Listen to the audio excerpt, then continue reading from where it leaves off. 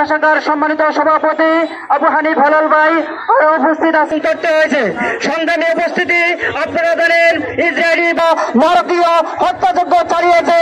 সেই হত্যাযজ্ঞের মধ্য দিয়ে বিরুদ্ধে বিক্ষোভ প্রতিবাদ সমাবেশের আয়োজন করেছে। আমরা আরো বলতে চাই, সারা বিশ্বব্যাপী 100 জাগিয়ে ওঠার জন্য সেই উদাত্ত আহ্বান রেখে সকলকে ধন্যবাদ। আমার কথা শেষ করছি। আসসালামু আলাইকুম। আসার জন্য অনুরোধ করছি গণমানুষের সংগঠন জামাত ইসলামী ফেনী জেলা শাখার সম্মানিত আমির